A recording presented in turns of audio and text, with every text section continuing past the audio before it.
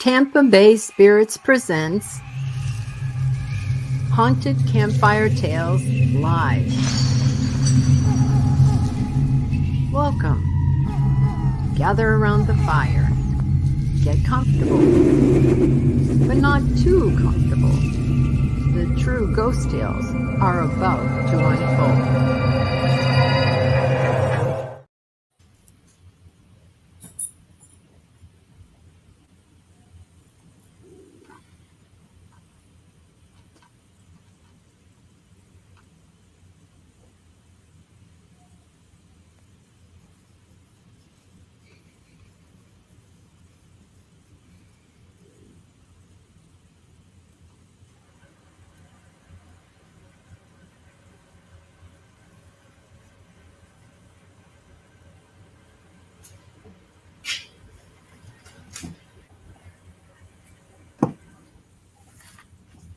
Hello, everyone. Sorry for the delay there. We had a little technical difficulty, but we are all with you now. So how's everyone tonight? Good. Well, this is basically Tampa Bay Spirits. Most of our team, or a lot of our team here. I'm Rob. I'm Joan. I'm Les. I'm Beth. I'm Jess. I'm Shelley. I'm Robin. I'm Joy. There we go. All right. And Sorry, Shelley Shelley. is our special guest tonight. Let's see. Yep. So, let me bring up your books, Shelley. Shelley has written 2 books. Ocean Oracle, What Seashells Reveal About Our True Nature by Michelle Hanson, but she's been called Shelley her whole life. And Ocean Wisdom, Lessons from the Seashell Kingdom by Michelle Hanson. And we will show you where you can buy it after a little while. Michelle, you want to tell us a little bit about what you do and why you started doing it and how this all came about? Sure. Well, I've loved shells all my life. I can't remember a time when I didn't. And I actually have a little show and tell here because I think I was 4 when my grandparents first brought back some shells from their beach vacation. And I was so fascinated by them. So by the time I was 8, my parents got me the How and Why Wonder Book of Seashells. So this is like from 1960, but it's set up with a question answer format. I don't know if you can see this, but like the bold question answers. My reaction was, I need to memorize this book. So I did. I set out to write a journal, and it's yellow with age, but you can see like my questions and my memorized answers, and anything became fair game. So I started just making drawings and anything I could find that had to do with shells. And this was just for pure pleasure. I didn't have a reason other than I love shells. When I was in my 30s, someone saw my shell collection and he commented that he heard of a shell reader. I didn't even know there was such a thing. And I wanted to go because I was getting into metaphysics, but I never knew shells could be a part of that journey. And I was a very shy person, which is another weird thing because the shells literally brought me out of my shell. I was very shy, I never said 2 words. But when he said he heard of a shell reader, I hounded him for the information and he never found it. But he lit that fire in me. So to salvage something, he said, why don't you just use your own shells? And I'd studied them all my life. You saw my little journal. I'd been doing that forever. I was in my 30s by this time. And I said, but everybody will know. And I named several shells and said, you know, this one's poisonous. This one can't swim and builds a raft. This is the principle of the submarine. And I'm going on and on thinking everybody knows this. And he said, I don't think everyone is going to know that. This is a phone conversation. And he said, I really think you should use your shells to do readings. So I hung up the phone and I thought, How do you do a reading? They have to have messages. And at the time I had 200 shells. So I looked at my 200 shells and I thought each one has to have its own unique contribution to this language. And it wasn't a very daunting task. It took me 1 week to figure out what was each message, because I was looking for what's unique about each one. And in my studies, either based on their anatomy, how they've interacted with humans throughout history, just their behaviors, the name, the appearance of the shell, you could find something unique about each one. Now, Joan mentioned that something happened in our little pre-show on Tuesday. What happened was I was set up on my computer to have a microphone, to have my camera, to be able to talk to Rob and Joan, and I couldn't get in. Nothing was working. And so I had to go get my husband's laptop, and that allowed me to get in. Well, right after the show with Rob and Joan, I had to do a Zoom presentation with someone. And I thought, uh-oh, my computer's not going to work. And I went in just to double check. Perfect. Everything worked perfectly. So I thought, why did the Shells want me to have to use my husband's laptop? And I realized, oh, it's much more portable. So now I am set up in my shell room, not in front of my computer. And that allows me to use my laptop so I can show you some of the shells. So I'm just going to grab my laptop and just show you. There's 500 of them here, but just to give you a little idea. So this is one cabinet. Hopefully you can see these. And I'll just kind of scan down briefly, just so you can get a kind of look at the different shapes and colors. And I'm going to take you over to the other one, and then I'll continue. So this is kind of what happened. I had these shelves.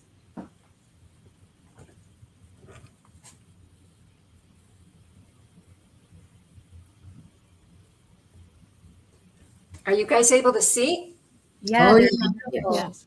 Yeah, they are beautiful. Okay. So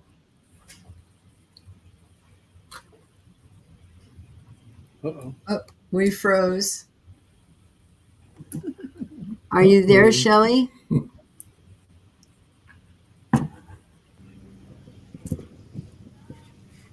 I don't know what happened.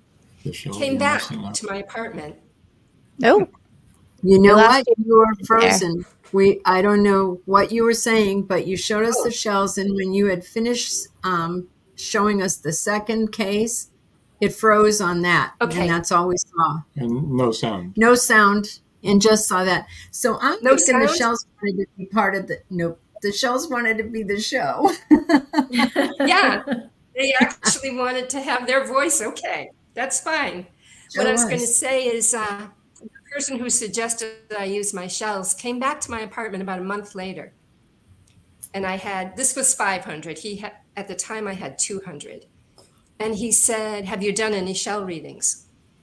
And I said, I can tell you what they all mean. It only took me a week to figure that out. But no, I haven't gone up to anyone to say there's messages because I thought they'd think I was crazy. So he asked if he could have a reading. And let me duplicate that. I'll come over here and grab this. Hi, Hi, Marjorie. Marjorie will get you up to speed. This is Shelley, and she reads shells, and she's telling us how she got into it.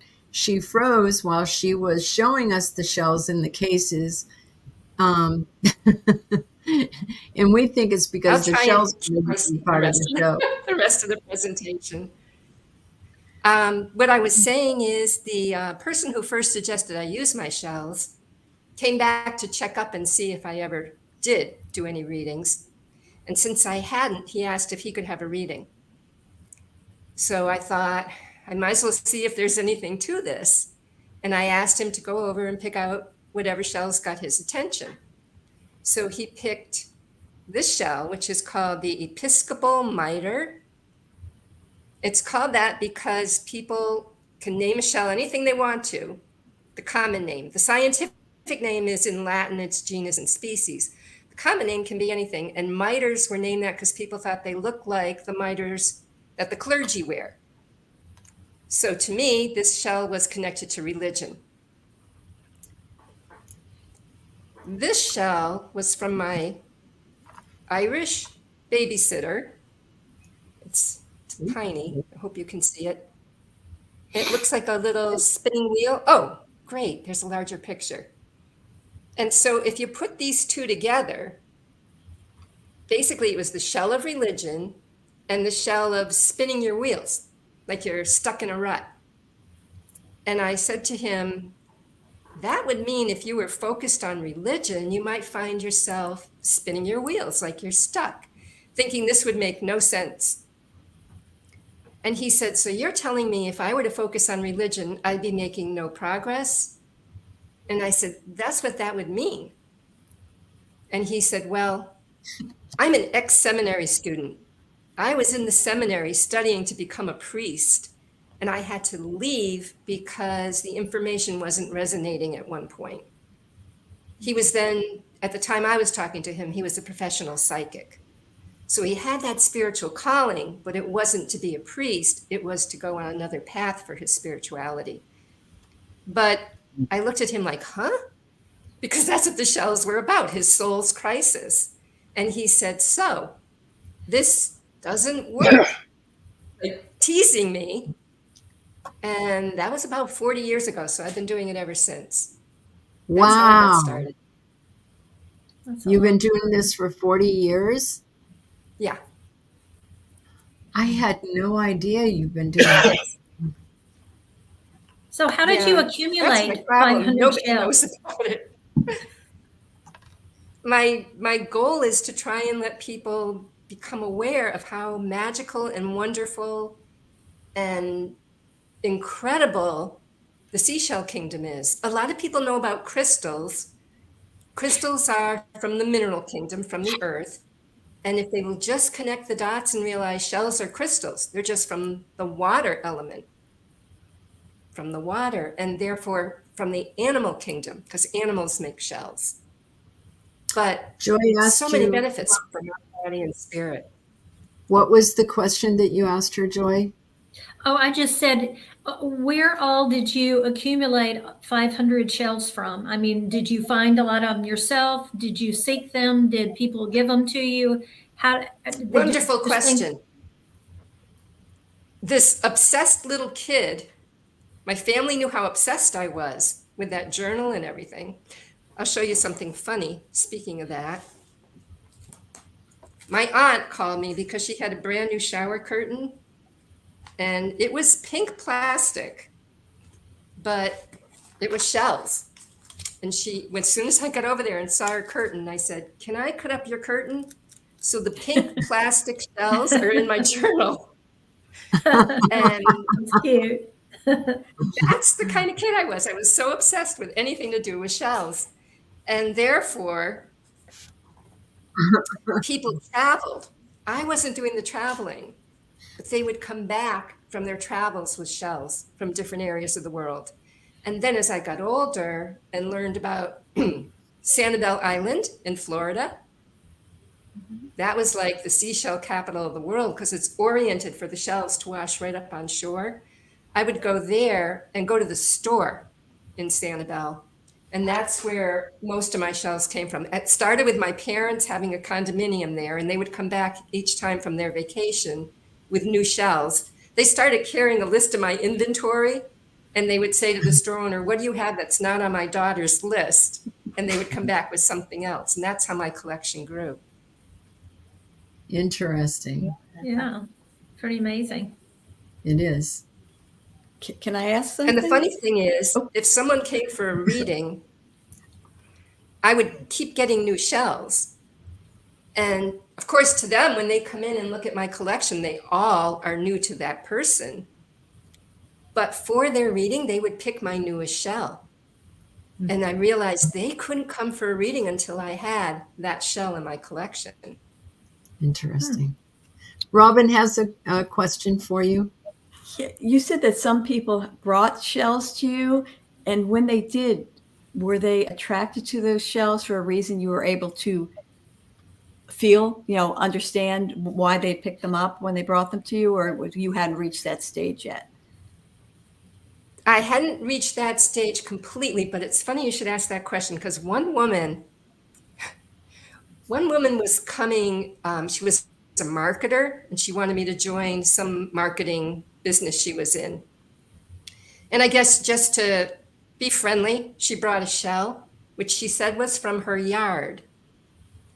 And she couldn't know it, but the shell she brought meant a bully. And it telegraphed to me, watch out for this woman. I ended up not joining her marketing business, but a friend of mine did. And my friend later said she so regretted it, because this woman, she's very sweet. She presents very sweet, but once you're in there, she's like got her claws in you and you can't breathe. And she was so uncomfortable. And I thought, she told me through the shell that I was not going to enjoy that relationship. So she didn't know she's handing me a shell saying, hi, I'm a bully. Her calling card. Exactly.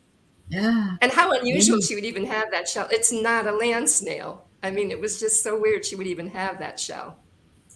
Right. That's So interesting. it's almost like the shell went out of its way that I would be given, fair warning. It worked.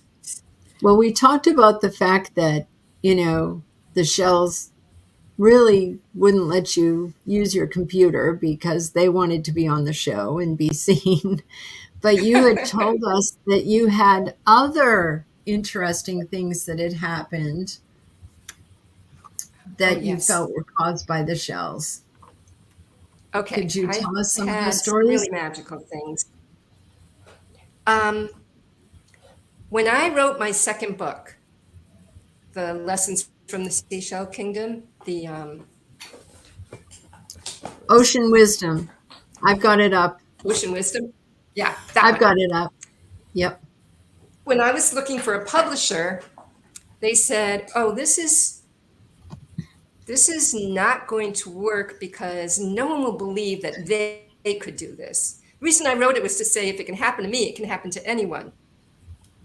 But the publisher was holding off, saying, I don't think that anyone else is going to think this is possible. So they passed. So I ended up self-publishing that. But the reason I'm saying that is when I was teaching, things started happening to my students. So one of the things I want to show you involves cowries. Now, this is a typical cowrie, if you are familiar with this shell at all. They look like someone polished them. Yeah. Has anyone seen cowries? Yep. And the underside, you can really tell the cowrie because of the puckered slit here. Yep. So one thing to know about cowries, just talking about how they've interacted with us throughout history, is in ancient Rome, they thought this resembled the genital tract of their pigs, their sows. And they called the shell porcellana shell because it means little pig. But when Marco Polo comes back from China with this glazed pottery that looks like their porcellana shell, they call the pottery porcelain. That's where the word porcelain comes from. But eventually in history, instead of just being connected to sows, the cowrie connection broadened to just the general concept of the womb and to the goddess. And in Japan, the cowrie is given to women in labor because they believe with the connection to the womb, it's going to facilitate the birth process. So cowries are about having faith in the birth. It doesn't have to be physical birth, the birth of anything in your life. But in Japan, they're called ko yasugai. That means peaceful child shell. So with that as background, let me tell you what happened. One of my students had a horrible thing happen where her cherished nephew died in a freakish snowboard accident. And she was going to her sisters. They didn't share the same beliefs, but she said, I'm going to bring my cowrie because it's the shell of faith. This is when I just first started teaching online and hadn't even gotten to the information beyond what's in Ocean Oracle, talking about the shell as the definition of faith. But I didn't get to teach about Koyasugai yet, peaceful child shell. And I thought that's perfect to try to bring some kind of comfort over the loss of her child. So as I'm thinking that, a few days later, I wrote to her and said, do you mind if I use that in class? Because I was thinking about the publisher saying, no one will believe anything can happen to them.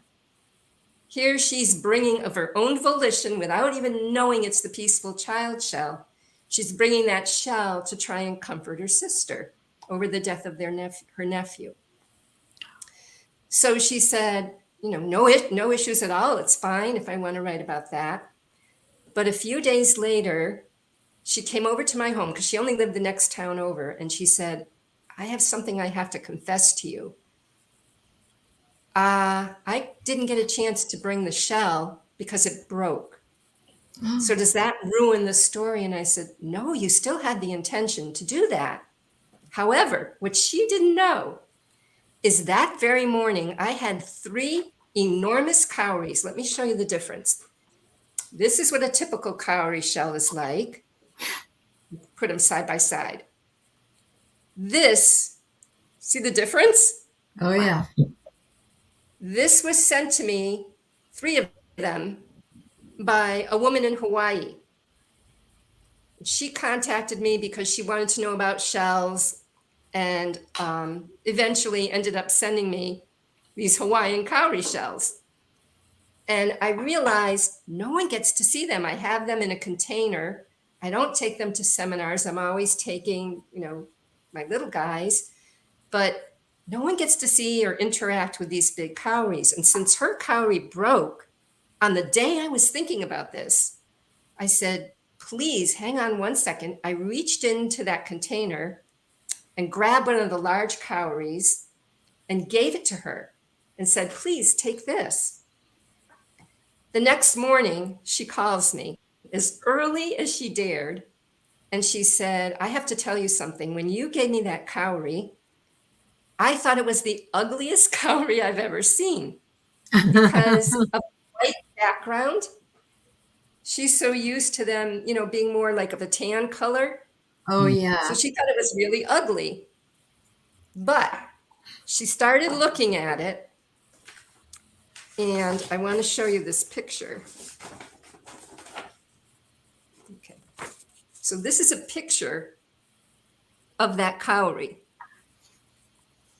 Okay. And she saw, if I can point to it, this circle. Trying to get my finger to go. Do you guys see this circle Yeah. right Yes. here? Yeah. Yep. Well, she looked at it and she saw it had like a little line by the side. It looked like a little A. And she kept looking and she saw letters A, R, E, D. And over here is a J.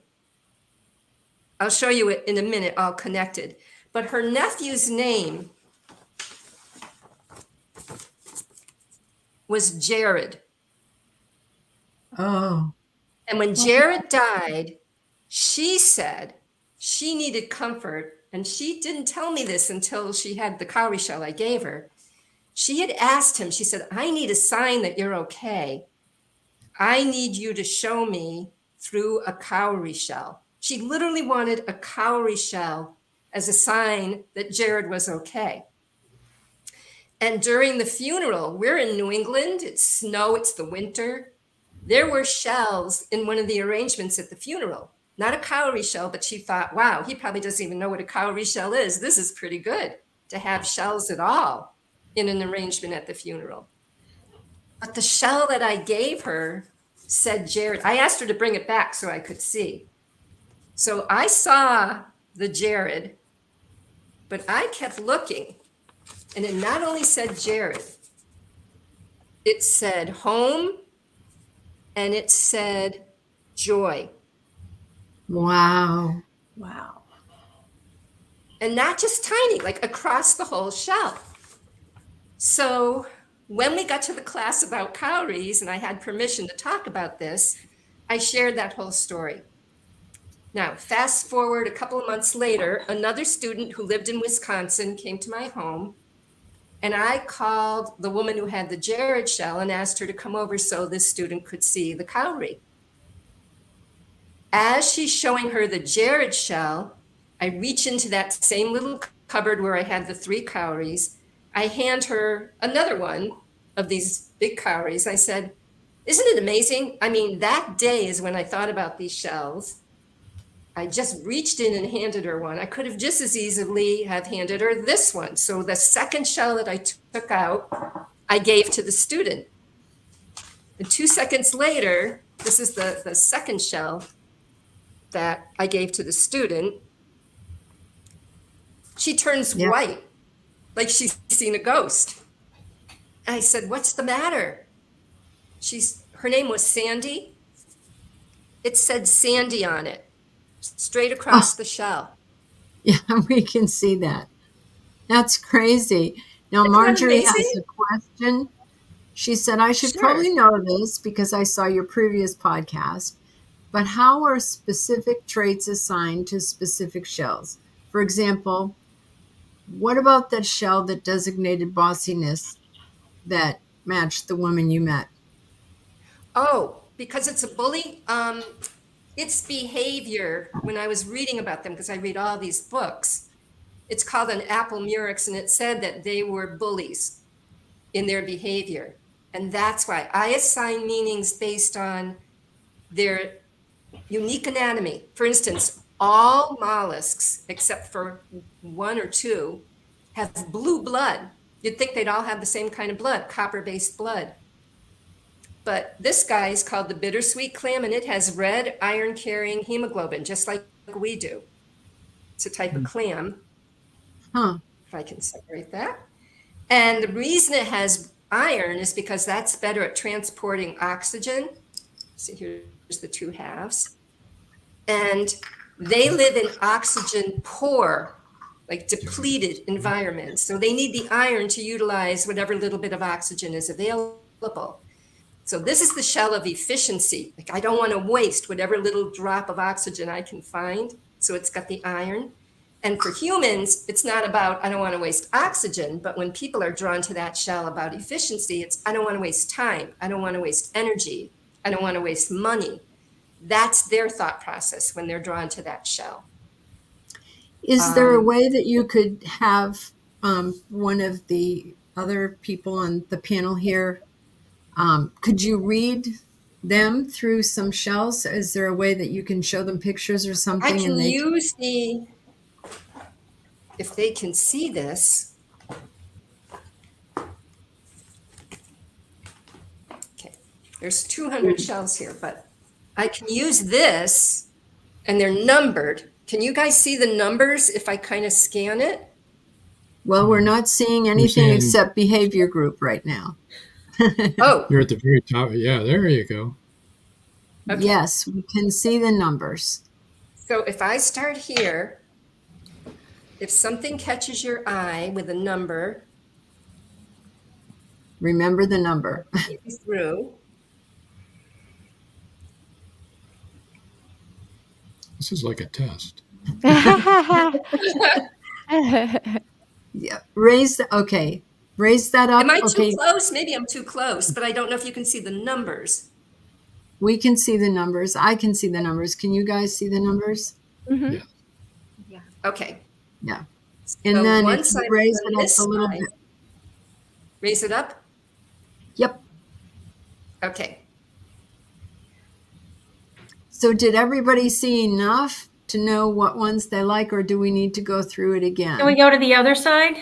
Yeah, Oh, no, go to the oh, other I didn't know side. that. I just meant the other side of that. I've This is recognized if something two. jumps out at you. I've recognized 2 that I am usually drawn to when I see them. Okay. Do you know their We'll talk numbers, about Beth? Number 2 and number 41. Okay. Okay. It's on the So- other side. Can you raise it a minute? Sure. I just couldn't, I can't see the number on, I can't see the number. If I'm closer, is that better? A little bit. Which row are you Okay, in? I'm looking. Okay, hold on right there. It's the one at the very bottom that you guys can probably see on the left. Can anybody see that number? On the 97, left, 96 is 96, like a The 97. shell. pinkish one is the one that looks like a 96. scallop, 96. Okay. 96. Okay, Yeah, hold and there that was one on thought. the other side that looked like angel wings that I saw. Oh, yes. On the other side of the page. Number 2. I think it's the Number same 2 and number 1. They're both angel wings. One's the Atlantic and one's the Pacific. Huh. Let's see, how can So I get Beth, it into you had told her what, and Jess, you had seen 2 also? Oh, Okay. I saw So some. I the two put was the with numbers down. 41. 2 and 41 were the ones I picked. Okay. So, do you ever, just out of curiosity, do you ever feel like you have difficulty breathing, catching your breath, any kind of like panicky type feelings? Yes. Who said 2 and 41? Is it Beth? Beth? Yeah. Okay. So 2 is feeling like you're trapped, like you're up against a wall, like you're trapped. But what the shell is trying to say is that there's an, especially with 41, 41 is invitation to opportunity. So there's, now we need more shells, but what it's saying is you're not trapped. It's like making you aware that there's this other opportunity. The reason it means feeling like you're trapped, these guys, they look very fragile. Let me show you the angel wings.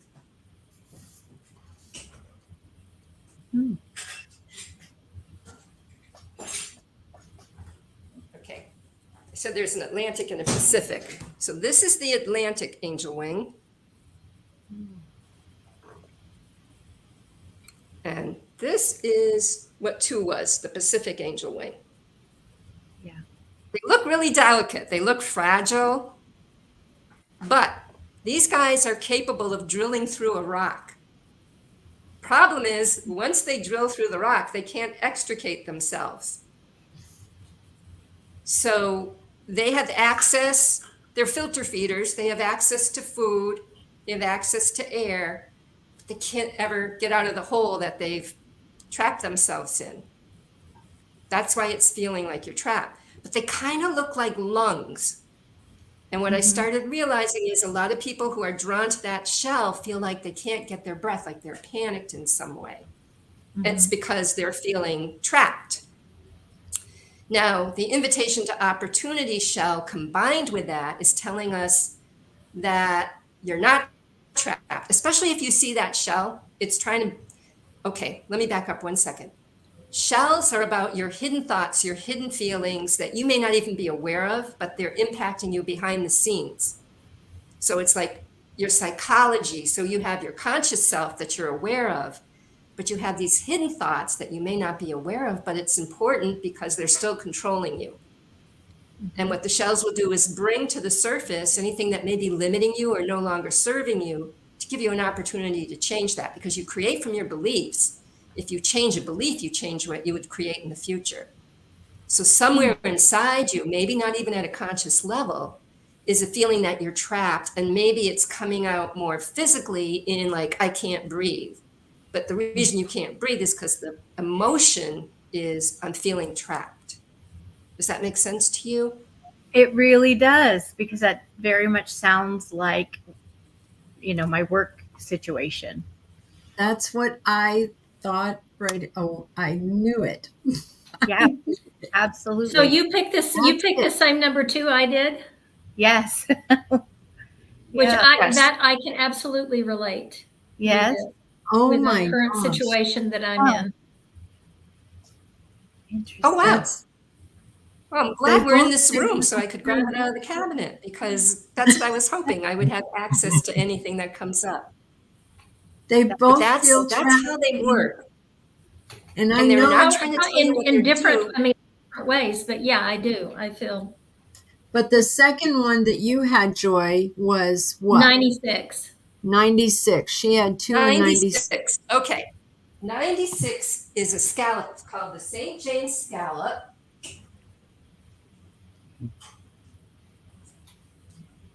Okay, this is cool. fascinating. So, are you It guys is familiar fascinating. with Shell gasoline? Do you know? No. Yes. Does anyone have Shell gasoline? Yeah. Oh, Shell gasoline. Yes. Okay. So Shell gasoline was started by someone actually connected to Marcus Samuel in London. He began with a Shell, it was called the Shell Trading Shop. He had an import export shop, and the best sellers, this was Victorian days, the best sellers were seashells. So he named the shop after the shells. His son inherits, and rather than shells now, the bestseller is kerosene.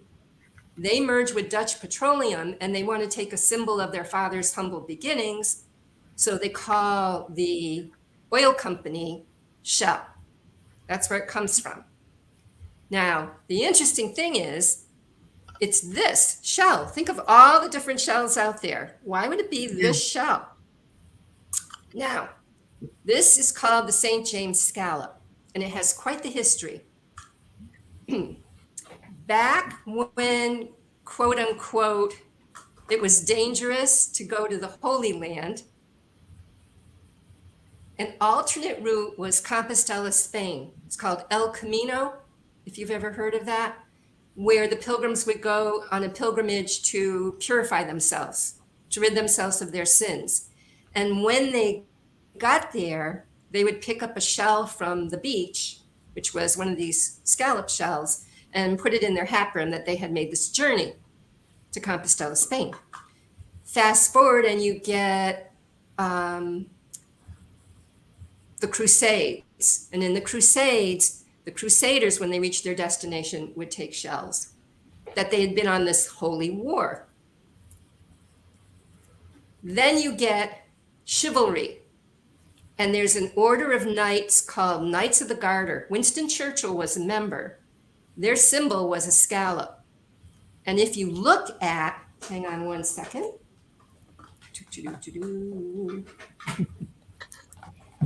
I can show you. If you look at their coats of arms, I don't know if you can see these, but a lot of the coats of arms have like scallopy type symbols on them. Yeah. Yeah. Yeah. That means they had ancestors who either fought in the holy wars or made the pilgrimage to Compostela, Spain. So the scallop is basically symbolizing a holy journey. Also, the knights are like the heroes. And so you have a hero's journey. And Joseph Campbell talked about the hero's journey is follow your bliss. So when you see the Shell gasoline, at least for me, when I see those logos, it's encouraging us to follow our bliss. But a hero's journey is the unpaven route. It's like you're going where others haven't gone. You're like the one pioneering the path. So that's what that shell relates to, like you carving your own path to follow your bliss. That's cool. So that's what 96 is about. Does that resonate with you?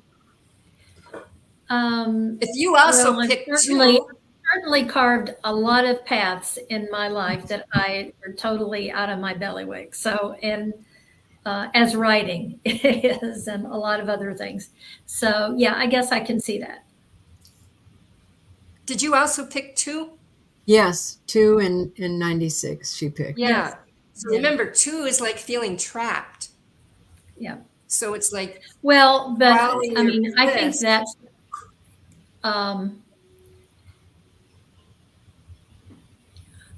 it right now I feel trapped. I haven't felt trapped most of my life. It's just at a juncture no, right now. but that's good. That's what the shells want. It's the best time to have a reading Yeah. because they're trying to bring to your awareness what's going on now for you.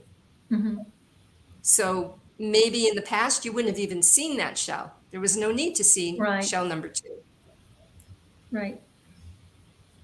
So you saw it So at what the does perfect that time. mean? What does that mean, Shelley, in conjunction with 96? So 96 is about following her bliss. And so there's a desire, at least a hidden desire, to follow her bliss, but she's feeling trapped. So something is putting a block or a wall up from you. And that Being that able to follow absolutely that. makes perfect sense to me in this juncture of my life. That makes a lot of sense Okay. to me. So that's So what what's that somebody would mean. I'm else's? sorry, All we right. were limited to how many shells Yes. you could see at the time, but No, you that's get the okay. idea. I No, do. that worked. But Jess, you had 2 shells that you wanted to tell her? Ooh, I had okay. 3 stand out. If you 3. feel like doing more, Shelley. Tell me the 3. 13, 6, and 54. Okay. This is fun. 54 is the best time to have a reading. It really is. I almost took it out on the last reading to see what the reaction would be to it. So Oh, that's this is funny. 54. It's called the green tree snail. It's from Ooh, Papua New pretty. Guinea. cool. These are land snails. So green is perfect camouflage because they hide in the leaves in Papua So New Guinea. Mhm. Now, see the opening? A lot of land snails have, this is called the aperture, the opening. Mhm. And I didn't mention it, but the animal in some shells on the bottom of its foot has like a little door. So when it pulls itself into the shell, there's a door that will seal it into the shell. And they have like firm doors. This guy has mucus that makes a temporary door when the climate changes. Mhm. When the climate becomes intolerable, they seal themselves up so it allows the air to go in and out, but it keeps the moisture inside the shell. They go into hibernation, and you can't find them until the climate changes again and they can come back out. So this is about literally change of comfort zone. It means been there, done that, don't want to do it anymore. Something is getting old. Okay? Now, 13, you said. Mhm. 13 is the shell of being very mature, very responsible. With some people, it's almost like you didn't have a childhood because they had to be responsible from an early age. It's like the designated driver. Mhm. You know, everybody else gets to party and you have to sort of maintain a demeanor that you can be responsible enough to drive them home. That's what 13 is about. If you have change of comfort zone around 13, it means I want to party too. I don't want to have to be the designated driver, as that example. What was your other one? 54. No, 54 was the green tree Oh, snail. I'm sorry. 13, 6, and 54. 6. Okay. 6. Sorry. Let me tell you about 6. 6 is really cool. So these are called carrier shells, and I'm going to get to 6, but I want to show you the other ones first. So there's this carrier shell. Ooh. Oh, Wow. There's this carrier shell. Notice how this one has shells on it. Ignore the glass sponge. The glass sponge came and added itself afterwards. But the animal of the carrier shell added all these shells. Cool. The animal of this one added all the rocks. okay. The reason they do that is they live on mud. And so this is like a snowshoe effect. It's spreading out their center of gravity so they don't sink in the mud. Mhm. But I want to show you something. Look at the shells that have been added, and you'll see the openings. They're all facing up. Mhm. Can you guys see that? Yeah. Yeah. Like if this were random additions, some of these should be facing down. Mhm. It shows you the animal is thinking about what it's doing. Mhm. This is a sign of their intelligence. Mhm. In fact, I have a picture There's a museum that had some carrier shells, and they will take what's in their environment. That's why this had shells, the other one had rocks. There's one that took a bottle cap, but it attached the bottle cap so the top of the cap is facing down and the hollow part is facing up. Yeah. So they are realizing, they don't want to get the hole facing down. That's going to catch the mud. They're avoiding catching the mud, but they're spreading out their center of gravity so they don't sink. Now, those are carrier shells. Mhm. The one that you liked is also a carrier shell. But notice it grows its shell spreading out its center of gravity. It doesn't add anything else to it. And one of my books said at no time during its life does it form attachments. So this is what I call the loner shell. And by that I mean the belief may be I'm better off alone. When I'm in relationships, I'm either abandoned or betrayed, or I have to compromise myself in some way. Remember, these are hidden thoughts. So I'd be better off alone. Now, with green tree snail, it's been there, done that. Something's getting old, changing your comfort zone around that thought. And you had that mature, responsible one. So maybe part of them better off alone is, gosh, I don't get to do all the fun things if I've got to be the mature, responsible one. So that's what those three would be. It's something is getting old. I'm changing my line in the sand of my comfort zone around thinking that when I'm interacting with people, it ends up I have to compromise in some way. I don't get to do exactly the way I want to do things because I have to be the responsible one and handle everything. That's what those three would be about. So does that resonate with you, Jess? Does that make any sense to you? I think part of what was jumping out at me there was the getting out of your comfort zone and feeling like you have to be the responsible one. I have a 9-year-old and an 11-year-old. And I was just saying to my husband yesterday that just now, 11 years into parenting, I am just now feeling the capability to be able to take a little bit more time to put towards things that feel frivolous and fun and just for me. Okay. For example, I'm streaming video games on Twitch because that's fun for me and I love to play games. I'm playing games with friends and making friends there and kind of putting myself out there and doing cosplay stuff. And, we're rock climbing and taking time to do that for ourselves. And I'm doing the paranormal investigating with you guys and going out and doing that. And, going out with more friends and taking time to do those kinds of things.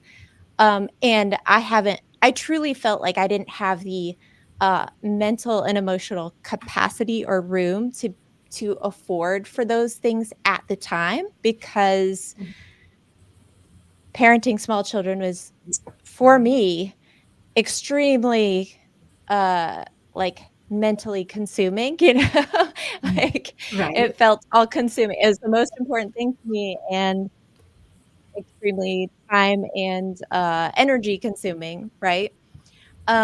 So I mean that was resonating for me in that way. I'm trying to think of the other Okay. portion. Can I ask a question? Yes. Okay. So adult you is thinking this, Mm-hmm. right? I need to show you a shell. Hang on 1 second. Okay. Also, I'm not sure if you're hearing it, but I do have a kitten on my lap purring quite loudly. So if you're hearing a rumbling sound, it's Doom on my lap. So The little Her name's blind Doom. kitty. The little blind kitty is on her lap. Yeah. Okay. What do you think of this shell? Do you like it, not like it? Yeah, I think it's Like some beautiful. parts and not others? I think it's very What's your- beautiful. Very beautiful? Okay. Oh, yes. So this is the inner child shell. And the reason I asked you about it is adult you can be saying, okay, I'm changing my behaviors. I'm going to go do this. If your inner child is saying, are you nuts? Do you know what people are going to say about you if you let go of, your typical pattern of taking care of everybody? It is going to try to stop you out of love for you, out of a desire to protect you. So if anybody guilts you at all in what you're trying to change, just know that that's an agent from your inner child, and that your inner child is trying to stop you because you're scaring her. She has an MO for survival, and you just threw away the playbook. Right. I think So too. all you need to do is have a conversation with your inner child and let her know, like, the world isn't going to fall apart. You just want her on board because she's with you 24/7. And if you scare her, I've seen this, like they will put all kinds of obstacles in your path just because they love you and they think they're protecting you. But when they're on board, it's beautiful. Things go so smoothly. Yeah. What were you going to say, Jesse? I think that Oh, I was just gonna say the part about something you were saying was making me think about too, like how like just like now being like in my 40s, like I definitely feel like, oh, like I've really let go a lot of caring about what other people think, like truly, like not just being like, well, I don't care, but worrying about it, or whatever. Like I Uh-huh. really feel a lot of freedom of like, oh, I don't care. Like I really truly don't. Like I'm gonna just be me and do the things that bring me joy because this life is short and I want to do the things that bring me joy and make me happy and my family happy and you know um so I think that connects for sure. Well, okay, so let me give you a mantra. That's Seabiscuit, what you're talking about. Seabiscuit is pride, how you look in other people's eyes. Like you're trying to be on this pedestal with this perfect little halo in their eyes. And a halo only has to slip a few inches and it's a noose. Mm. So what happens is when you're trying to stay on that pedestal, there's things you can't say or you can't do, or you're going to fall off the pedestal. If that gets old, a really good mantra, and it sounds like what you're already saying, is other people's opinions of me are none of my business. Right. It's very liberating. Yeah. Yes. Yeah, definitely. and basically what I do is none of their business. Yeah. Their opinions about me say a lot more about them than they do about me. So That's Exactly. and that's the yeah. truth. For sure. And it doesn't That's very matter. It's true. their problem, not yours. So that's kind of how readings work. But then the shells on their own, oh, they've contributed so much. Like cone snails. Just happened to look down and see. These are cone snails, and some have a point, some are flat on top. Trying to figure out where I can. Yes. And cone snails. Thank you. Oh, great. This is a textile cone. This is a geography cone. Which is the geography? Their teeth are in single file. This is what's unique about cones. Their teeth are in single file and they're shaped like harpoons. And the harpoon is attached to a sack of poison. And so you wouldn't think a snail could eat a fish. But if that fish were poisoned, It can't mount any kind of response. It can't coordinate anything. And then each of its organs shuts down and it's paralyzed. And then the snail can swallow the fish. Well, fish are vertebrates, so are we. So that poison is powerful enough for fatality to people as well. There are cases of fatality to man from cones. But if you tweak that poison, it's like a cocktail. It's different from snake venom. Snake venom, there's only maybe 4 proteins you can make an antivenom. These cocktails have hundreds of proteins, so you can't make an antivenom. But this is called the magus cone. And scientists have found in that cocktail, if you take out the deadly component, the rest of it is able to be used to make a drug called Prialt, 1,000 times more powerful than morphine at killing pain and not addictive. Wow. That's great. Isn't it amazing? It is But they amazing. found that it affects blood pressure. So there's a cone in Australia because all the cones are different. And they found that one doesn't even have an effect on the blood pressure. So they keep evolving as to what they're discovering. But there's a whole pharmacy in these mollusks.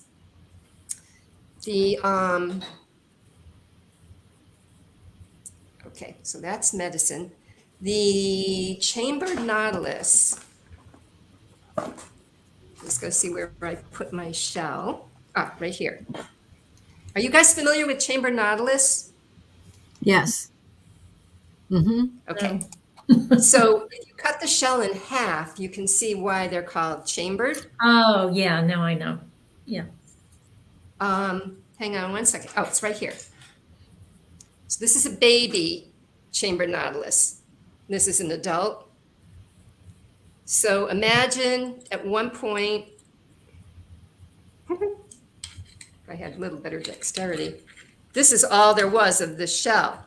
And then as the animal grows, it seals off where it's living and it builds a new chamber. So if this animal, who's only going to be living in this final chamber, got bigger, it would seal off somewhere around here-ish and build more shell here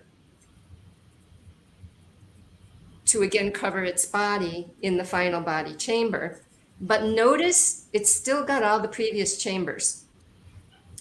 And if I come in close, you can see there's a little notch going through each of these septums. Mm-hmm. That allows the animal to have a tube that can go back through all the previous chambers. It's called a siphuncle. So the animal's here, and it fills the back chambers up with water, so it will sink in the ocean. And then with that tube, it can send pressurized gas to expel the fluid, and it'll rise in the ocean. So it controls its buoyancy by altering the volume of gas and fluid in these chambers. And that's the principle of the submarine. So Jules Verne wrote 20,000 Leagues Under the Sea, and Captain Nemo's submarine was called the Nautilus. So they have taught us that. They interact with us in all kinds of really cool ways. That's fascinating. That is. Plus, you see the nautilus in a lot of fossil layers. You see them Yes. going way, way back.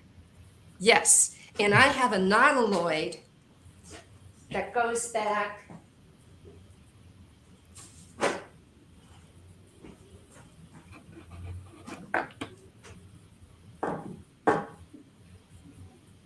If I hold it really close, can you see the brown siphuncle? Ooh, The yes. tube I was talking about? Uh-huh. It's like a 300 million year old nautiloid fossil. Wow. It's amazing. It's So beautiful. Nautilus is about a pattern in your life. If you notice, the chambers are all connected by that tube. So if you have something where the faces change, but it feels like the same situation over and over, only it one-ups. Because the first time it happens, it's like, oh, I'm going to let it roll off my back. I'll just ignore this. But as it one-ups, there gets to be a point where you can't just ignore it anymore. And that's what Nautilus wants. It's trying to have that buoyancy to bring it to your awareness So you turn around and confront it, because when you confront it, you have the tools to heal it, and you heal the pattern so you don't have to draw it into your life anymore. Wow. So, Shelley, do you have a PhD in seashells? Shelley, I could have used your help in college because I did write a paper on Andrew Wyeth's chambered nautilus. And Oh my gosh. yeah, but I It didn't inspired realize us for so long. it's inspired a So lot of. do you guys know what the animal looks like? The nautilus? Yeah. No, I just know what the shell looks like and what the I fossil know. looks like. Most people don't know what the animal. It's got like 90 tentacles. Let me show you. 90? That I didn't expect.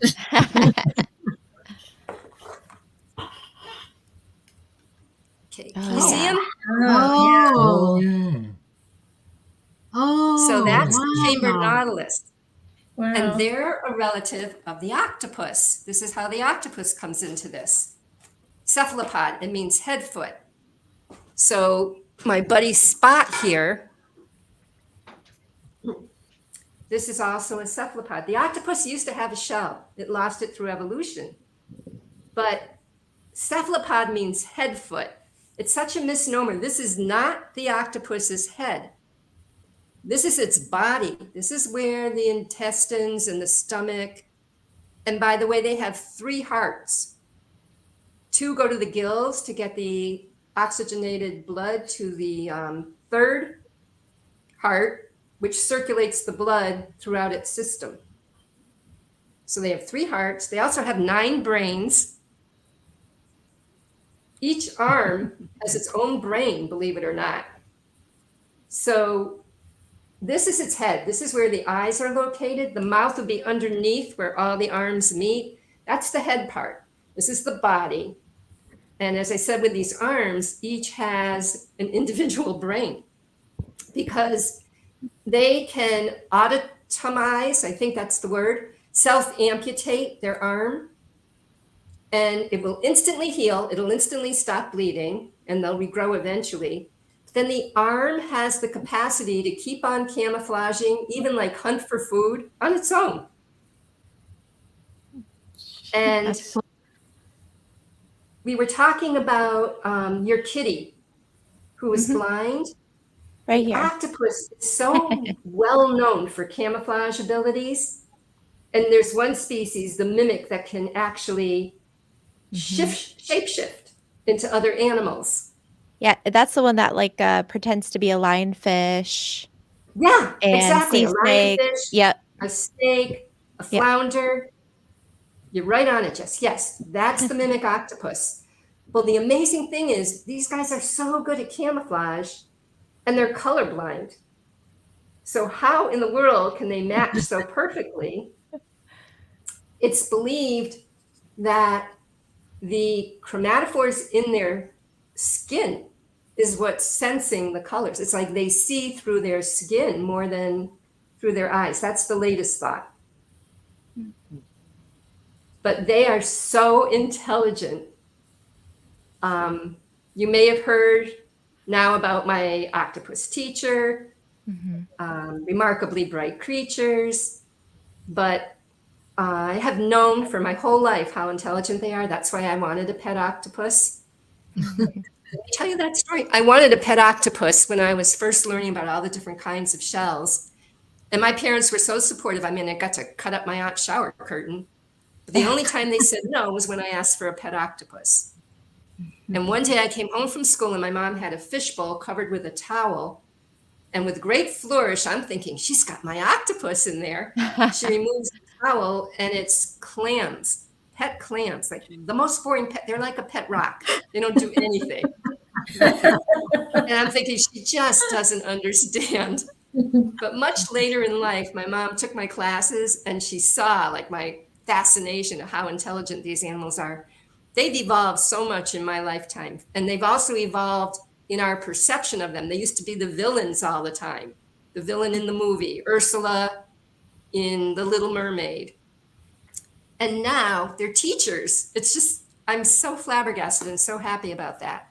So what I wanted to expand upon is if we can accept how intelligent the octopus is, I wanted to show you how intelligent the mollusks are. And that's why I showed you the carrier shells, you know, spreading out their center of gravity, adding shells and thinking about how they're doing it. Well, this guy is called the purple sailor in kids' books, and they live on top of the ocean and they can't swim. So they use mucus and they glue air bubbles together and they build a raft.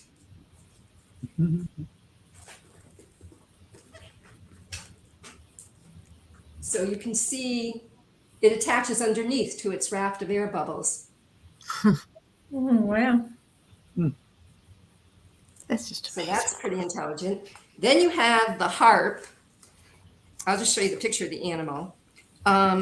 So the harp, you can see the shell above it.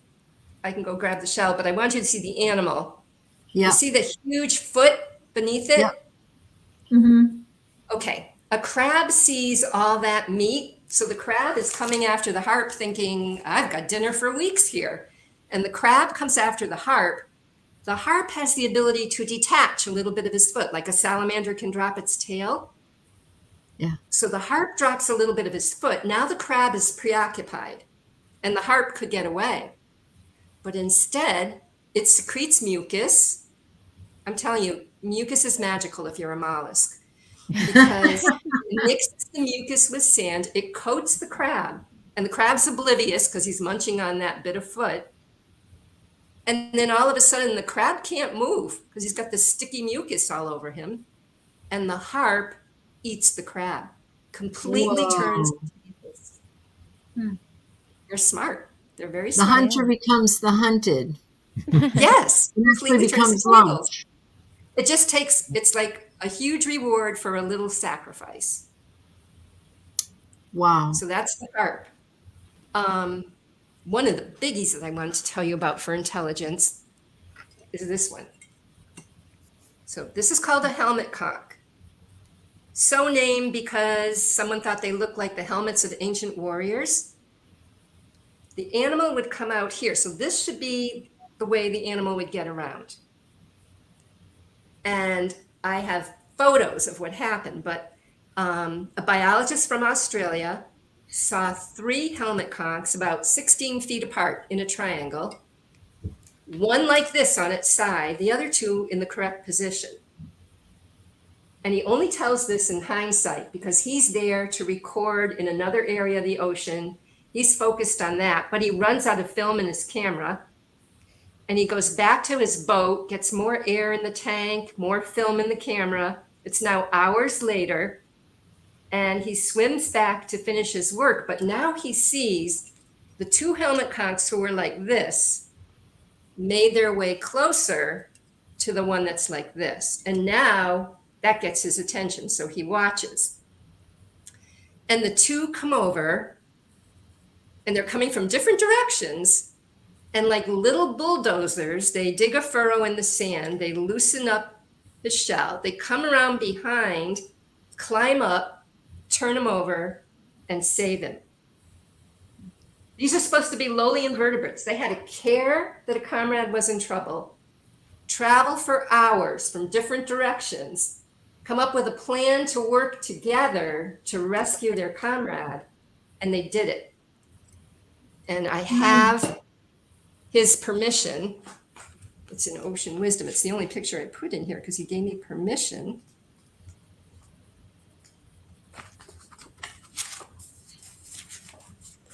You can see this. So in the top picture, is that too small? Got it. Yeah. In the top picture, the one on the side's the one in trouble. In the middle picture, you can see where they kind of dug a furrow on the sand. They're coming around behind. Yes. Then they climb up, turn him over, and save him. Amazing. Yeah. So not only are they intelligent, they're compassionate. Wow. And people aren't aware of any of this. Now, when it comes to the magic, I showed you the Jared and the Sandy shell. but now you'll understand some other weird things. So when I said, I was telling you about red blood versus everybody else had blue blood, you would think, okay, they don't have the same blood. They must at least have the same kind of heart. Well, not at all. The tusk, for the longest time, all my books said the tusk had no heart. I thought, how can an animal live without a heart? But it lives a very sedentary life, and it's the contraction of the foot muscle that circulates the blood. Now they think, some scientists say there's a rudimentary heart that they might have found, but basically it is not the way we would think hearts would function. So that's the tusk. And the meaning behind the tusk, if someone is drawn to it, is about appearing heartless, like not wanting to appear heartless, issues around that. So that's no heart. Then I told you the octopus has 3 hearts, but then there's one that has a 3-chambered heart and a pacemaker. And we have a 4-chambered heart and a pacemaker. So our hearts are very similar. And that heart. Oh,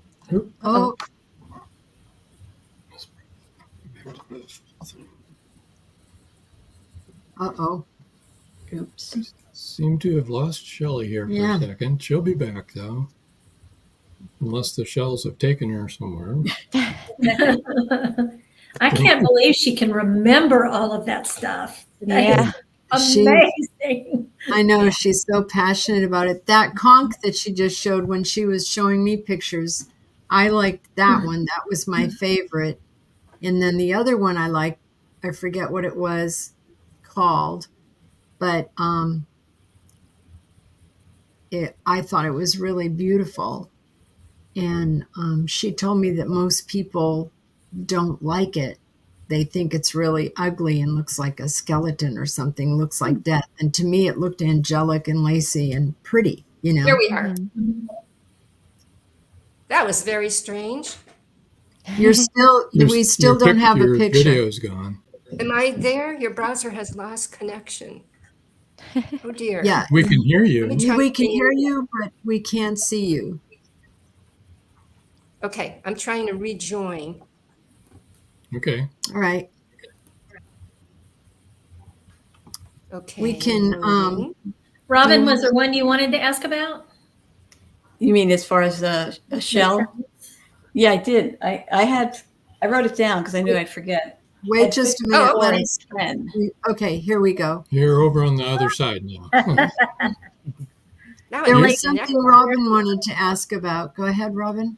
Oh, it just was when everybody was picking shells. Yeah. And you were doing readings. I had 54, just like Jeff did. Oh, And 54? 10. Green tree snail? Yeah. And 10, which I'm not sure I want to And know. 10. Okay. Not sure you want to know. Okay. Of Hang on course, one we picked the same shell, Robin. Yes. Marjorie Daring says, And- it is amazing how animals look after one another. Even turtles will help right another overturned Exactly. turtle. And we talk about this all the time, Marjorie, that animals are just so amazing and we don't give them enough credit. They're just Right. wonderful. And they're And even compassionate. with other species, they will help Yes. other species. It doesn't even have Yeah. to be related to them. That's right. Oh, by the way, I left you hanging. The one with the 3-chambered heart and pacemaker, it's the quahog clam. Simple little clam. Oh, No head, but a 3-chambered heart and a pacemaker. Huh. Okay, so 10. 10 is called the crown conch, and that's about problems with authority. Like, I guess maybe I don't have to say anymore. You rebel. why, Robin? And that, so I'm thinking, and that when I saw that shell, I used to, if I saw them along the shore, even as a kid, I picked them up. But yeah, I've always had problems with authority. Perfect. Isn't that it. crazy? This is so right on that it I'm just. so glad you asked, Robin. Do you have one to show so we can see what that is? Oh, yeah, sure. Marjorie has a question. No head, so does it have a brain? The quahog clam. Okay. The quahog? That's a very good question. Wait a minute. Crown conch. I love it, Robin. Brains aren't always in heads. Okay. They are. Okay. The octopus has it in their It has them in all tentacles. of its tentacles. Some This dinosaurs is the had them in crown their. conch. in their Oh, tails. okay. Oh, yeah, See I how see the that top part crown. looks like a crown? Yes, it Uh-huh. does. And here's like a younger crown conch. Yeah. It's because you're a queen, baby.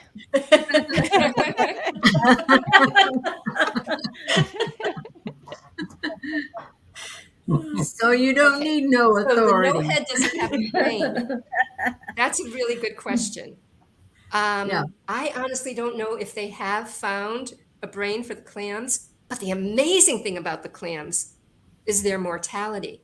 Like, if you were asked, what is the oldest animal on the planet? Most people think the Galapagos tortoises or something like that. There's an Icelandic clam that is 500 years old. His name is Sven. No. No hands up. Because Sorry. you can count the rings. You must have heard you can count the rings on a clam to tell its age, like a tree trunk kind of thing. No, I didn't know That's that. only true in a northern climate, by the way, because then they will only add a ring once a year when they absorb the calcium from the water in the summer. So this is an Icelandic clam. And they were hauling clams up on the boat and they took them to the lab and they did not realize at the time. And this was many years ago. And they said it was 400 years old. And then eventually I saw information where, oh, we made a mistake. And I thought it's going to be younger. They said, we have better equipment. Now we see it's 500 years old. Wow. And it was still alive when they hauled it up. They just didn't realize what they had done. So I'm sure there are some in the ocean that are probably older than that. They lead a very sedentary life. But that is an incredible. Now, as far as the path to immortality, that is starfish. Starfish, oh my God, they're so amazing. If you cut a starfish in half, both halves can grow into complete starfish. And in some species called Lynchia, a single arm can grow into a complete starfish. Wow. And oyster fishermen don't like starfish because they eat oysters, and that's the bane to their existence if they're trying to fish for oysters. So some industrious fishermen hauled these starfish up on the deck of their boat, cut them into pieces and threw them back in the ocean. And they didn't realize it was multiplied the population. No. That's so funny. That's really funny. But it is amazing what they do because they're able, when you cut the starfish, it is able to de-differentiate its cells. So it goes back to like a stem cell. And you know how stem cells are pluripotent? They can have the potential to become anything. That's what starfish do. They're able to regress to the point of being able to become anything again. And so they fill in the rest of the body. I have a question for Robin. Yeah. Did a for Robin. UFO just land? What or- is that? No, What somebody's was that? been going back and forth with the motorcycle. That's why I quit Oh. muting this because as it comes by, it gets super loud. It sounded wild. Speaking of UFOs, UFO or something. So It now was like, it's- let me show you Now something. It's not unexplained anymore. It is explained. Thank you. Yes. That's it's good. a motorcycle. Go ahead, Okay. Shelley. You want to show us something? Yeah, I want to show you something. Speaking of UFOs. Oh, So, okay, I'm just going to show you some eyes of some mollusks. So with this conch on the top, the picture next to it, you can see the eyes of the mollusk. yes. Yeah. It Okay. does look weird, The one doesn't it? below it, remember the Episcopal mitre I showed you for the reading? Yes, it's on the right there. Okay, the little black dots way down below on Yeah, this yeah, side, yeah. those are its eyes. So there's that much Huh. diversity. Now, look at this guy.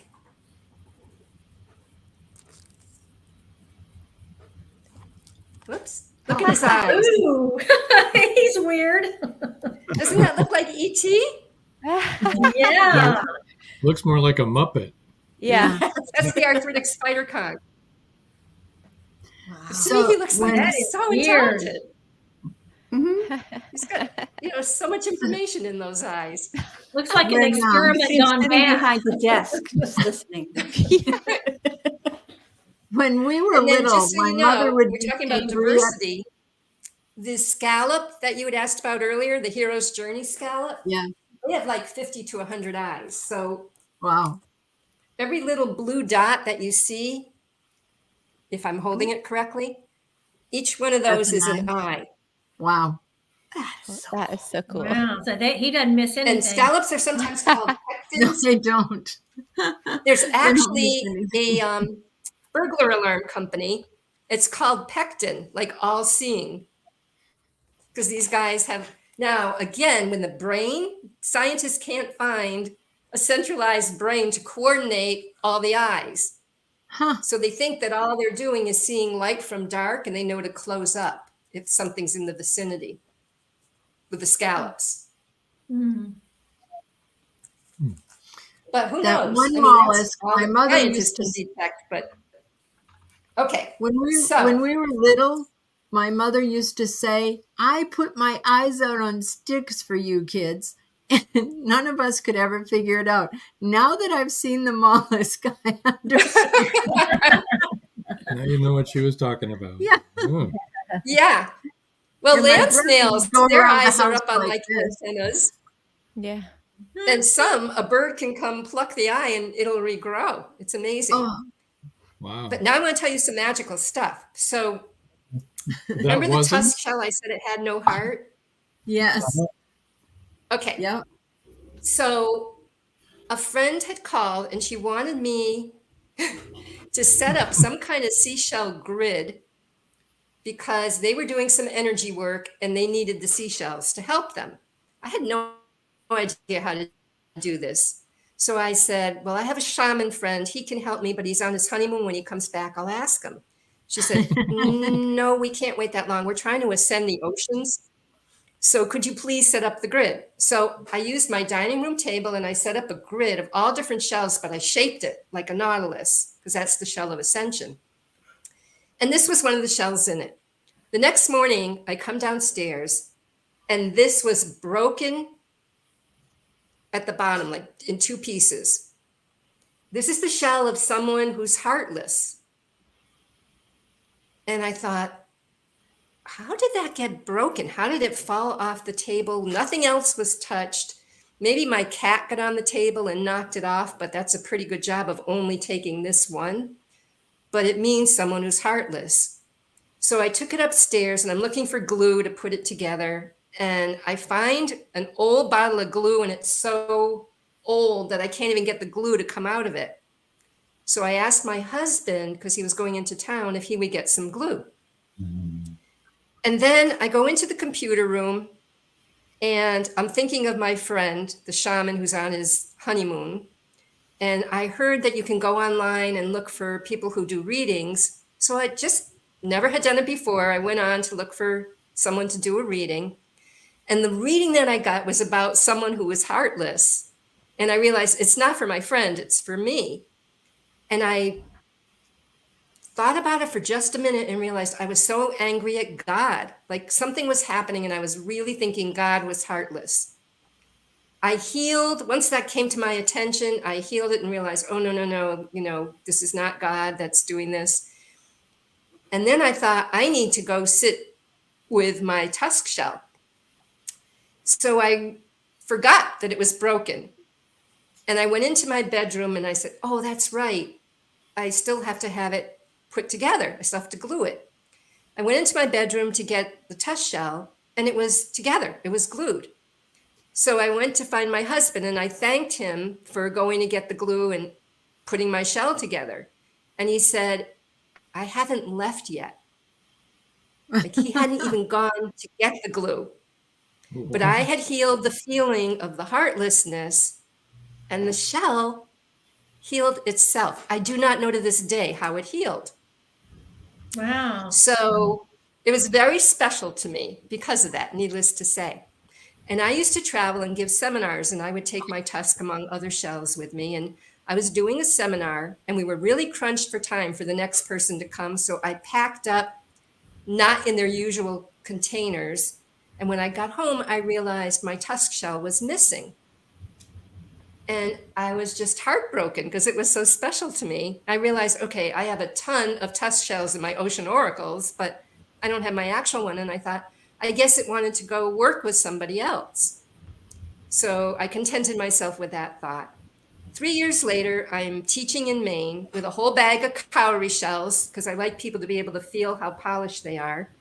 I take out the bag of cowries and I'm handing out the cowries, and my tusk shell is in the bag of cowries, which it's a clear bag. I definitely would have seen it way before the 3-year time frame because I kept changing the cowries as I handed them out. And it was like, it came back to me. I don't understand how it did that, but I'm just telling you what happened. And the other one that was so strange was someone mailed me an abalone. Do you guys know what abalones are? Yeah. They're shells with holes along the edge. Okay. Okay. So I have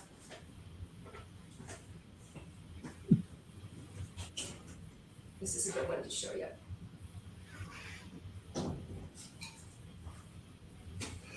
Okay, so this is an abalone shell, and it's got the holes along the edge. This one has 4. Let's see if you can see. 1, 2, 3, 4. Yeah.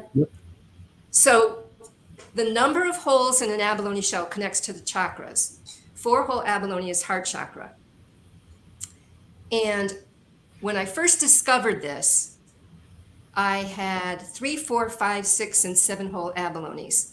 Now, what I want to show you is that it's kind of like, and I was telling you about the nautilus, that the animal adds onto the shell as it grows. But with abalones, it doesn't mean a 3-hole will become a 4-hole. So this is a 3-hole abalone. Can you guys see there's 3 holes there? Yeah. Yep.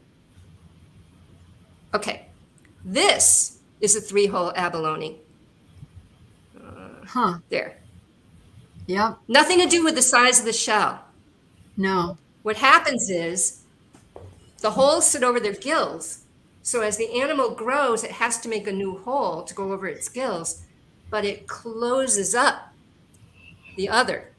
So if you look on the back of abalones, you'll see all the plugs, which means the 3-hole is always the 3-hole. It'll make a new hole and then plug up the earliest one over and over.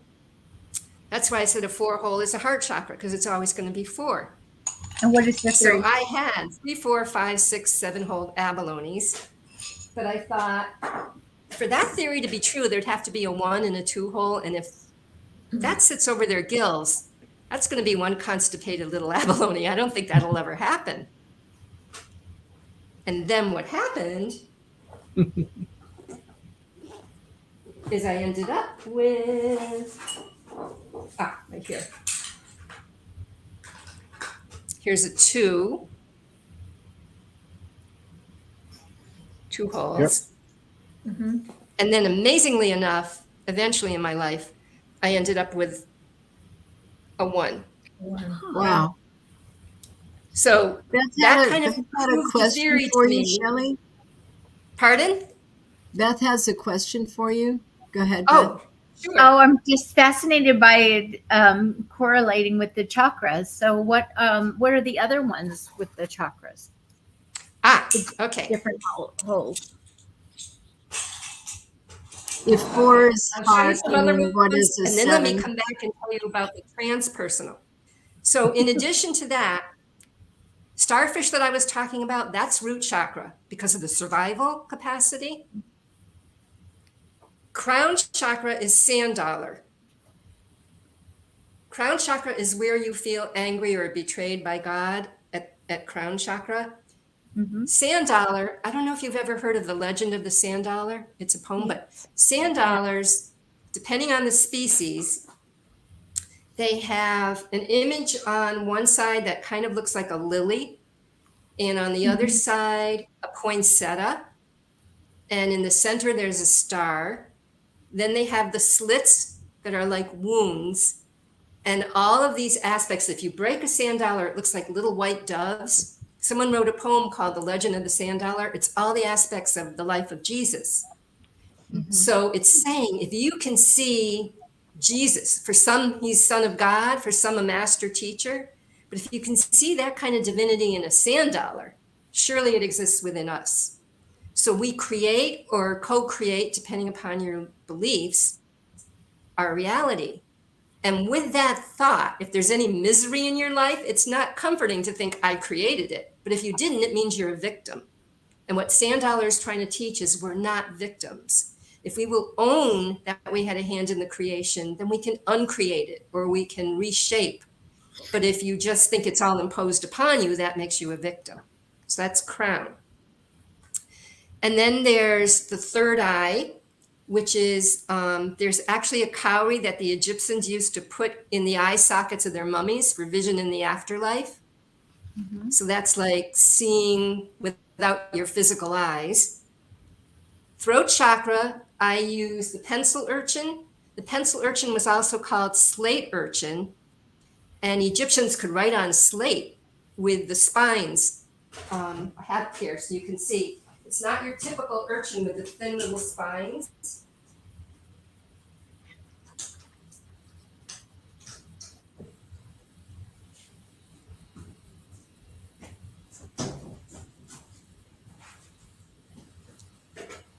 See the spines? Yeah. They almost look like crayons or something. So you can use that for throat chakra. Heart chakra, oh, let me show you.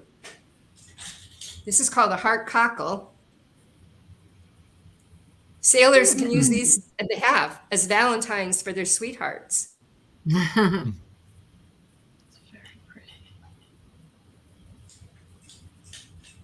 And then, let's see, there's a huge cockle that I use for third chakra. Cockles are jumpers. Their foot is such a powerful muscle that they can leap. So they're jumpers. And there's a shell like jumping through hoops. And this is the image that you want to project to people, third chakra. Second chakra, I use the golden cowrie. And the golden cowrie is where, second chakra is about creativity as well as your sexual chakra. It's the creation. And in Fiji, only the chieftains were allowed to have golden cowries. If you had one, it was a gift from the Fiji chieftain. And they thought it housed their soul. So they put a curse on the shell so no one would steal their soul. And what used to happen, these were really kind of rare at one point, and anyone that got a golden cowrie, awful things were happening to them, like they were cursed. So I never wanted one. And one day I was visiting someone in Florida, and he had a table covered with golden cowries. And I thought, the roof is going to cave in any second. And then I realized, wait, there's more golden cowries than Fiji chieftains. So it's this feeling like you're cursed. It's like, where did you sell your soul in pursuit of pleasure? And it's teaching us, do I get my pleasure from my personality? Because what you think is going to make you feel good ends up not being very satisfying if it's coming from the personality. Or do I connect with my soul and derive my pleasure from my soul's thoughts of what would be my desire? So that's golden cowrie. And golden cowrie, right here. It's called golden, even though they're orange. Looks like this. Oh, okay.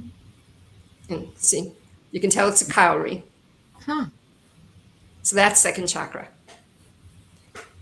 So either you can do, for root chakra, you can do starfish or you can do a one-hole abalone. Now they're one-hole abalones are not that rare.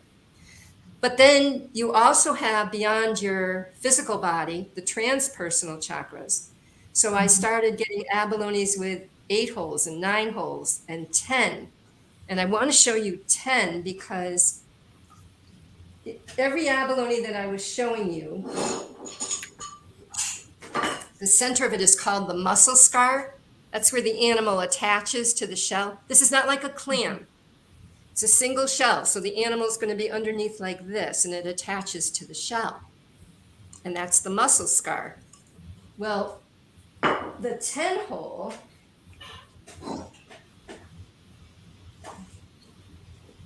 okay.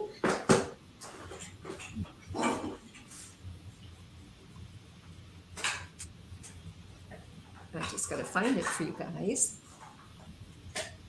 That's 9.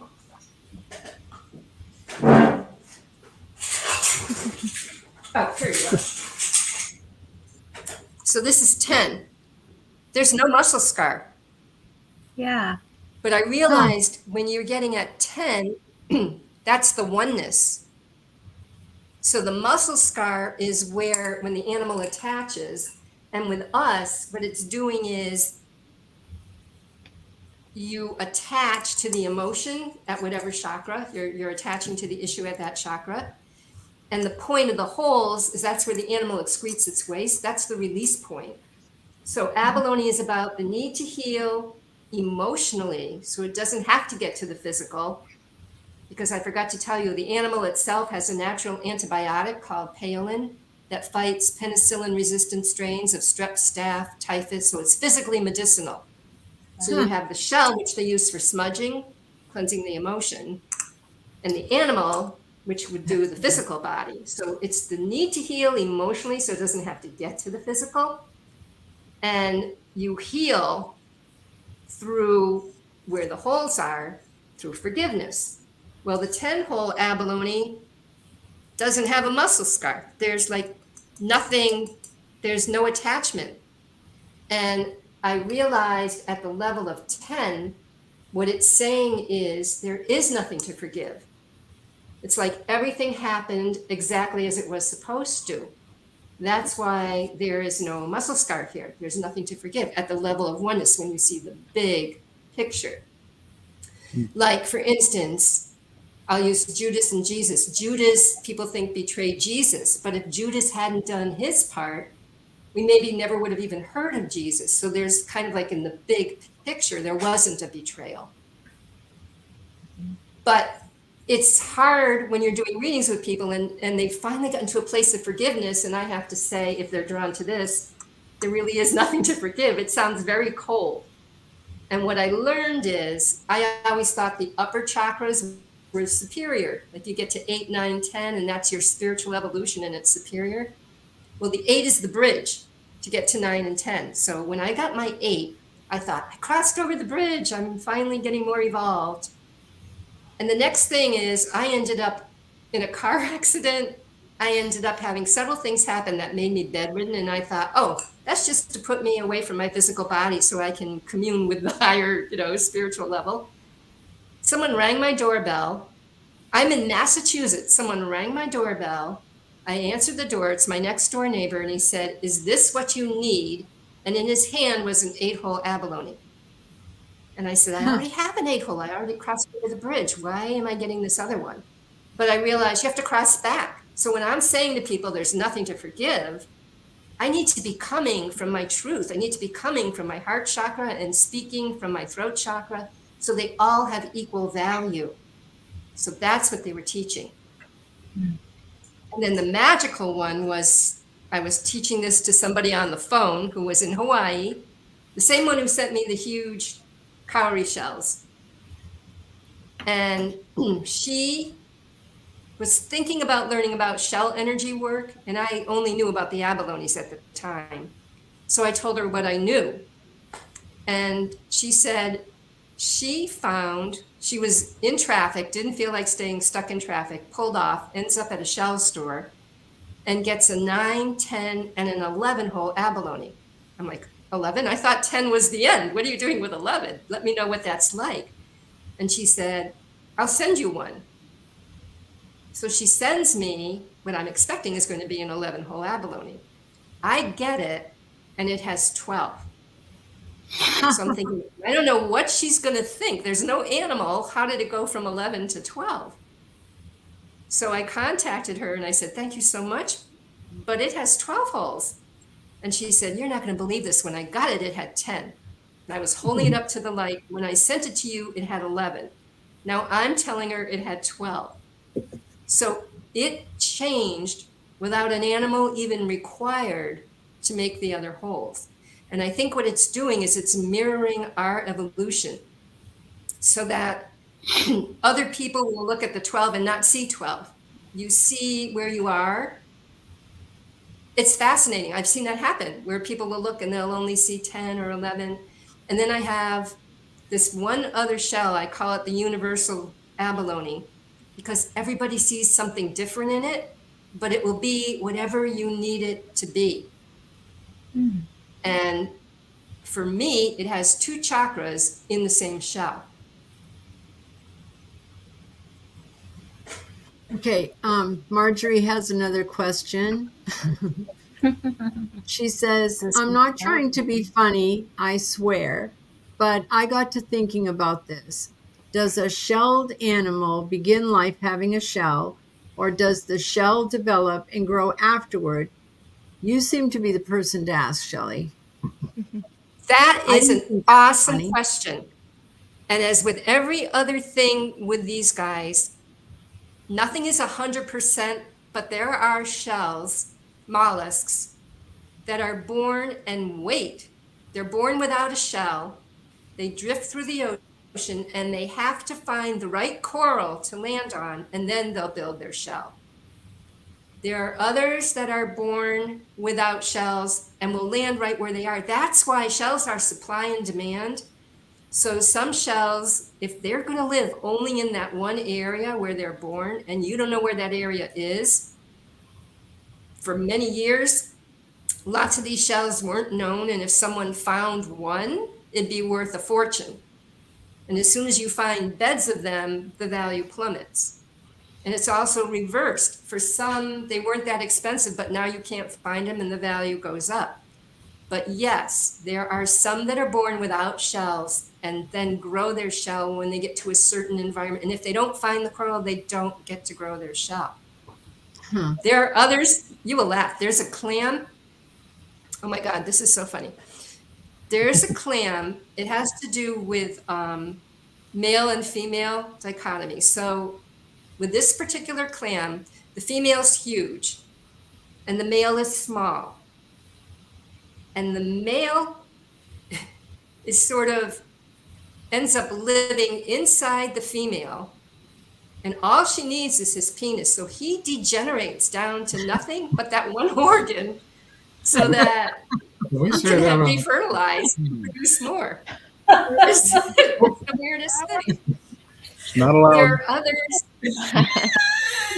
I mean, with reproduction, there are asexual, like clams and oysters, that will release, sperm and eggs. And if they meet, you're lucky because there's fish nearby gobbling them up as fast as they're released.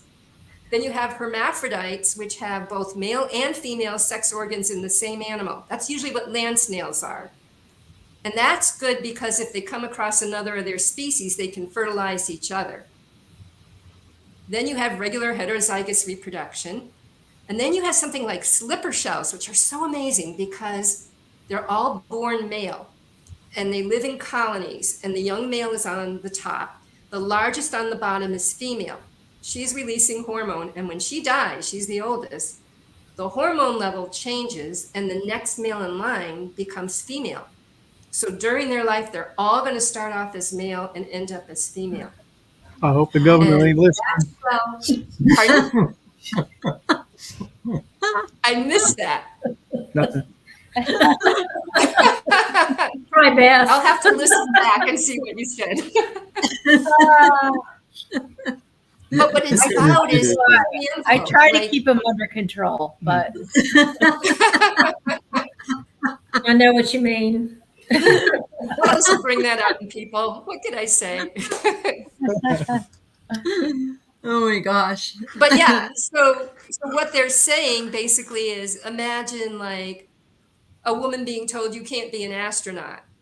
You can't say that to a female slipper shell because she'll say, I used to be a man. So that argument goes out the window.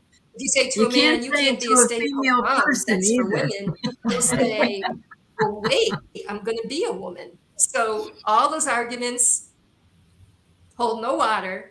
And it's about pushing the envelope, not just gender, but age, religion, anything where someone tries to put a glass ceiling on you. It's about pushing back against that. That's amazing. I mean, who knew that about shells? I think though, I Beth, know. wasn't your question if an 4-hole abalone shell is the heart chakra? Did you wonder what the other abalone shells were as far as chakras go? Like if a 3-hole represented another chakra, Like something else. 5-hole So represented 3-hole another is third chakra. chakra. Touched on a couple of them. Yes. Oh, so it goes by the number of chakra. Gotcha. Exactly, because that is not a fluke. Like a 3-hole is going to be a 3-hole its whole life. If it was going to be a 3, change into a 4, change into a 5, that'd be different. But it's 3 its whole time. So that's why it's associated with the third chakra. So is the 3-hole like the third eye? Is that which chakra is No. which? That's 6. That's 6. Okay. Third eye is 6 chakra. First is like your root chakra, and you work Is your that way up. the number so hard 1? Is that the okay? 7 I is believe the crown. third is solar plexus. Okay. Gotcha. Heart is, Definitely. heart is 4, 7 is up here, and 1 is lower, like the crown. I mean the root. The root chakra. 1 is the root, 7 is the crown. And then you go outside the physical body for the Right. transpersonal, like the 10 that I showed you. Right. That's interesting. So when I was first coming up with all this, I was looking for a teacher. And with the chakras, I did not know.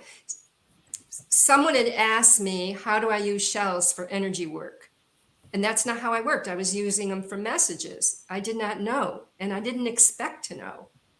And I said to her, I'm really sorry, that's not what I do. And she said, well, you'll learn and you can teach me. And this was a phone call, and I'm looking at the phone like, what do you mean I'll learn and I can teach? I don't know how to do this. In the next couple of weeks, 2 other people called from other parts of the country asking the same thing. How do I add shells to my energy work? And so I was a scientist. I was curious. Okay, what can I offer these people? And I tried meditating, and I saw abalone. And then it took 4 years of journeying with the abalone, little by little, putting the pieces together to come up with this theory. And then I was living in Western Mass, and I went to Eastern Mass, and someone said, oh, you have to meet this person. She just got 4 new abalones. And they had no idea what it would mean to me because I had just had this theory about them. So the first thing I want to do is count the holes. And as I'm counting the holes, the person who brings them in says to me, you know, the number of holes connects to the chakras. I said, oh my God, where did you learn that? I want to study with that person. And she said, well, I was at this expo and there was a woman selling crystals and she had abalones too. And she told us this. Well, it turned out the woman at the expo went to my spiritualist church and heard my theory. In my mind, it was a theory, but she was already out there expressing it as fact to everybody. So when I went all the way out to the side of the state, someone is saying something that I can't wait to study with that person. And it turned out it was me. And that kept happening to me. I literally was in Florida and someone came to a seminar and said a friend of hers in Vermont knew someone who worked with shells. And so she was so excited she was coming to meet me and I would be teaching about the shells. And I said, there's someone in Vermont. I really want to go study with that person. I've been looking for a teacher. And she said, her name is Shelley. And I said, wow, we have so much in common. And I said, "You get me her contact information. I think you know where this is going to go." And she comes back, got the contact information, and she says, "But Shelley, isn't your last name Hanson?" I said, "Yes." She said, "Well, my friend in Vermont said the woman's name is Shelley Hanson."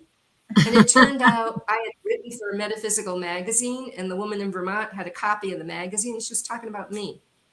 So I could never find the teacher that I kept trying to find until I finally realized the Shells are my teachers. Yeah.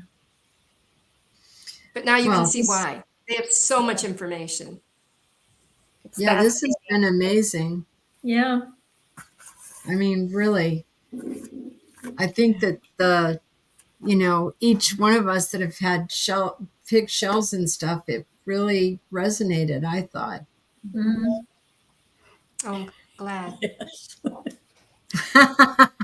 Yeah, we all know it I'm glad. resonated I'm with trying to be Robin. an ambassador for them. I see. The Crown Conch. Yeah. I've only got the one contact for you, Shelley. This one? Yeah, on your that's your YouTube channel. If people go to YouTube, they can Oh, put the in. best They one can is my search. email. All Okay. right, and what is Can you that do my email? email? That would be Michelle. And it's Michelle at oceanoracle.com. Okay. Is that Michelle? And if you with just want to look at my two L's? website, yes, There you go. my website is oceanoracle.com, www.oceanoracle.com. They can look at it that way too. There's free classes if you are interested. Yes, and they can buy your books there too, right? I'll be right back. Yes. So, can you describe the classes a little bit? I mean, how long, what they cover, Yes. that kind Okay. of thing. So the classes are you don't have to teach a independent class. study. I was teaching live, and then I switched to independent study because I wasn't sure where life would lead when my husband retired. So you can take them at your own pace, and they're in modules. So the first 3 classes are free just to see, does it resonate?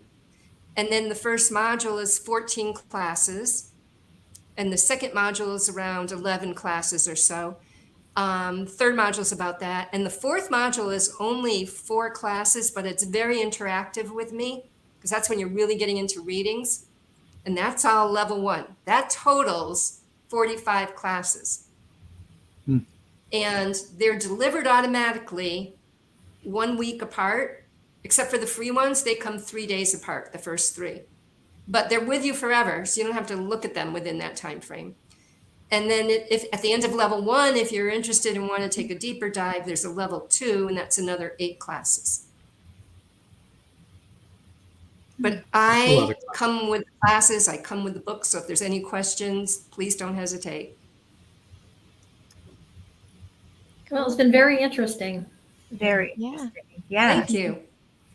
Opened up a whole new world for me. Thank you for being open to letting me come talk about it. And I should warn you, like once the Shells know that you speak their language, you'll probably have to tell them not to all talk at once. That's cute. Okay, so Like spirits. there you go. The website is www.oceanoracle.com. And there you have the list of all the Books, courses classes, and free everything, classes. right? Yeah, Okay. that's probably And- the easiest way. Okay, and then if they need to or want to email you, it's michelle@oceanoracle.com. Correct. Okay, that's pretty simple. So I had to go see. I use this for smudging. Speaking of smudging, How many holes? well, that's the interesting Do you want me to thing. bring it up? There are. Can you see? I 25. can't quite count. You can see what they look like on the outside. There's 1, 2, 3, 4, 5, 6, 7 that are actually open, Open. but then And the rest are there's plugged? Yeah, 1, 2, 3, 4, 5, 6, 7, 8, 9, 10, 11, 12, 13, 14, 15, 16, 17 that are plugged. Okay, only the 7 open count.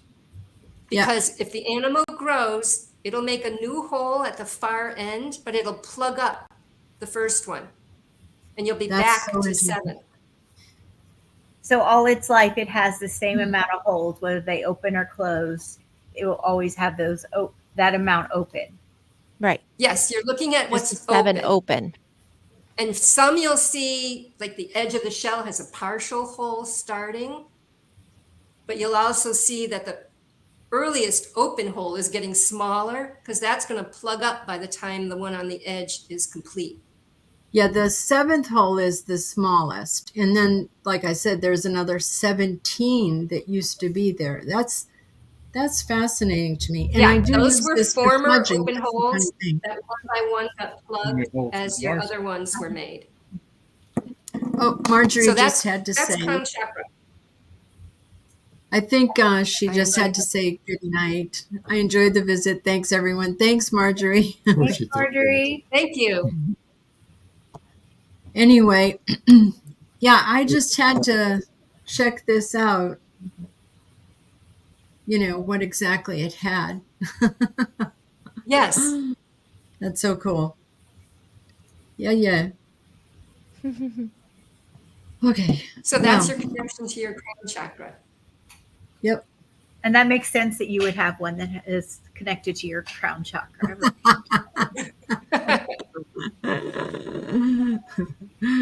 Yeah. A lot of crowns floating around here. A lot of activity going on up there. Constantly. Right. Send in the crowns.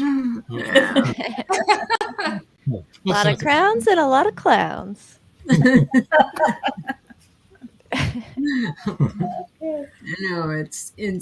This has been absolutely mind-blowing. It's just like, wow. I don't know how you keep all that information in one brain. You must be like a spiritual octopus. You've got like 9 brains. You've got the one here. These That's such a invisible compliment. Thank you. It was meant as a compliment. Next You time know, you make I- your Yeah, tag, I've had 40 years. I've had 40 years to kind of work with them. So I would totally something use sinks that in. as your like little tag. Shelley Hanson, spiritual octopus. Yeah.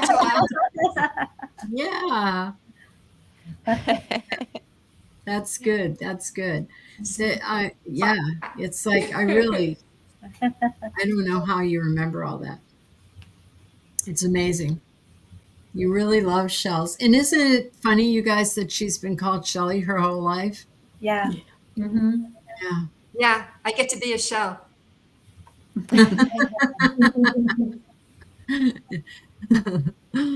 Well, we can't thank you enough. Does anybody have any more questions for Shelley?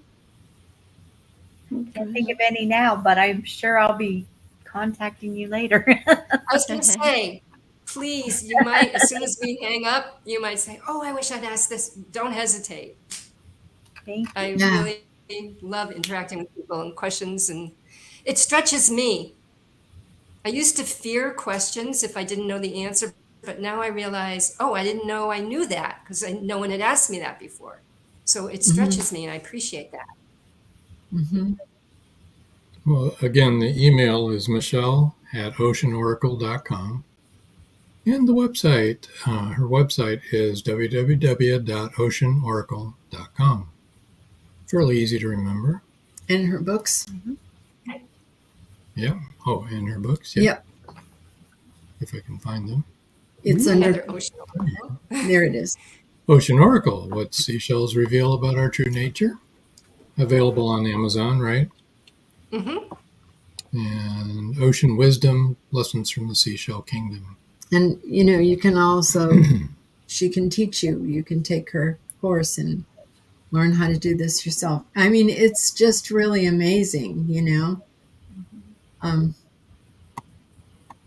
I like it that you equate it to crystals, that it's the same sort of thing. Just one is ocean that's what I born was and the other is thinking. land. It would help people connect the dots if they realize that shells are crystals from the animal kingdom, water element, everything else falls into place. Mm-hmm. Just have to get the word out to them. There's a whole kingdom that's willing to help navigate through life.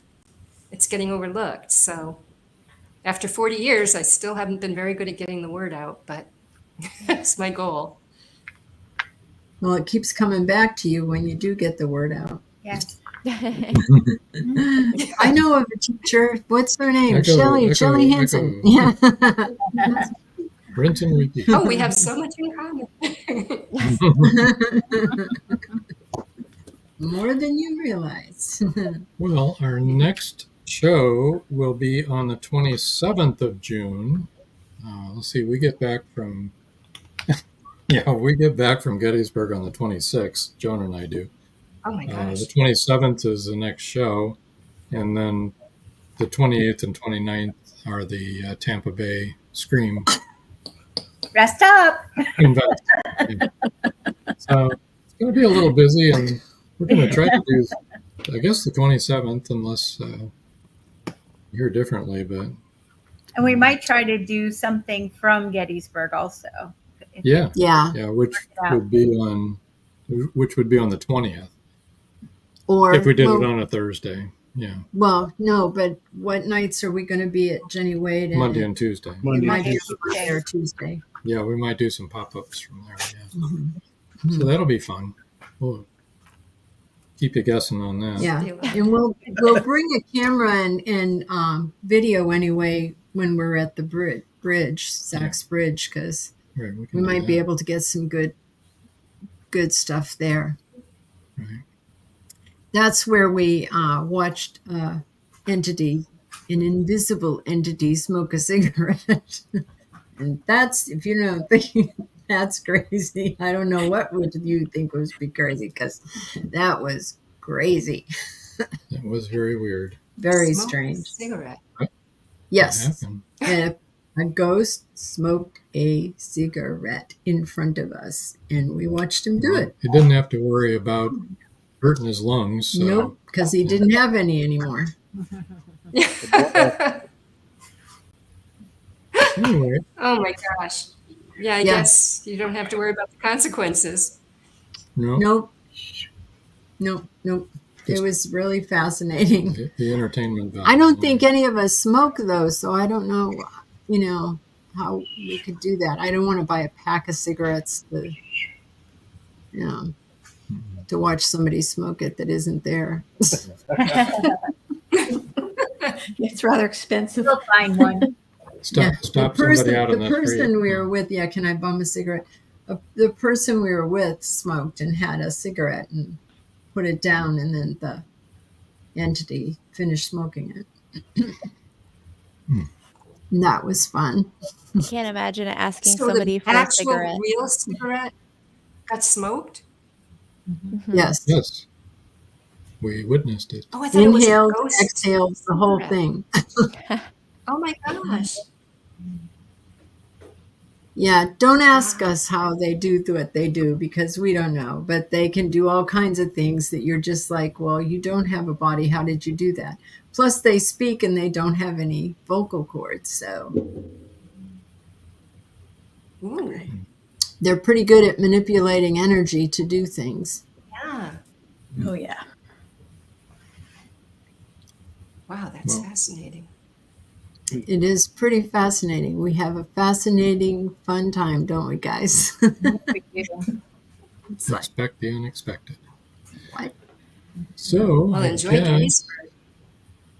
Well, we will. Thank you.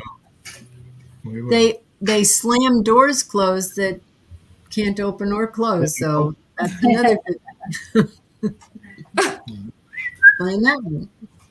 But that happened. Happened. All right. Okay, well, I guess we're done. Well, how's Chance of a Ghost doing? I love that title. Oh, good. The book is doing The- well. and, We're still in second place on the you know, cover contests. That ends tomorrow at 2:30. I don't know if we'll be able to catch up now, but Yeah, we're about 13 behind right now. But If I were to I wish like, I could vote again, but I had already voted. know. I did too. Can you anonymously vote and just like? well, lie? Paul Hollis voted 4 times in this last if you use a round different, because he just used all his different email addresses. so like Joy, your husband could vote. Oh, I didn't think about that. I'll get Terry to Robin, your vote. son could vote. Yeah, because Okay. we're like 13 I'll vote behind. on my work account. Sure. Yeah. And, Crispian, who did the cover, is just, He did such a great job. he It's a did. great cover. I mean, it's amazing. When he did it and we showed the rest of the underground authors, they were all like, oh my gosh, that's the best, because he does all of our covers. And they said, that's the best cover he's ever done. And we have to agree, it's really pretty cool. Yeah, I like it. very happy with it. Mm-hmm. Yeah. We're getting Who some good came up with reviews. the title? We did. We did together. No, of the two of you. Did you collaborate on that, or who came up with that? I love the title. I think we bounced it around a bunch and Yeah. then we came up with it together. I don't remember. Well, we looked it up, and A Ghost of a Chance, there's 100 books by that name. And so that's why I we looked thought it of up to A Chance of a Ghost, and there was only one, and it's like a short story or something. So, It's just, there's only one title like that. So and actually, it's more accurate. There's a chance of a ghost. there's always a chance of a ghost. Ghost. I know. I thought it was perfect. Yeah. So that's our tagline. There's always a chance of a But ghost. we've been getting some really good reviews from people who don't know us. Yeah, which is nice. I mean, And what I like is a lot of the reviews, the people say, Mike and Maureen Donovan are such a nice couple. Well, thanks. Oh gosh. They may or may not be a lot like Rob and I. Or Chris. Oh dear. Jess recognized us right away. She liked the one part where she said, "Oh, I could just see you, Mom, giving Dad the death stare like Maureen did when he called her Mo." Don't call me that. I hate that name. But yeah, it's going to be on sale June 5th for 99 cents. Yay. go back down to 99 cents. For a The few ebook. days, yeah. Yeah. Special sale.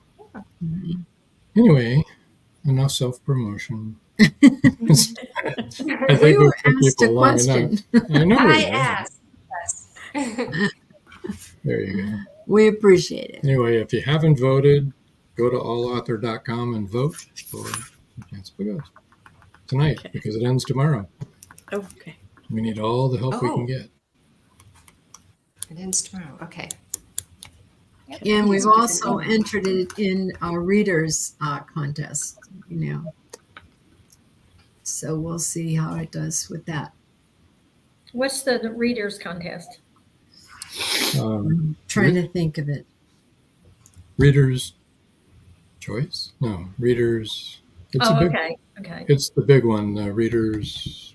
Something. I can never I remember. forget. Favorites? Reader's favorite. Reader's favorite. That's it. Yeah. Yeah. Put out a link for us so we can. You Well, don't get to vote. You No, don't they- get- they- that's judged. Oh, That's They do. judged Yeah, I by put judges. 2 books in that in 2 categories.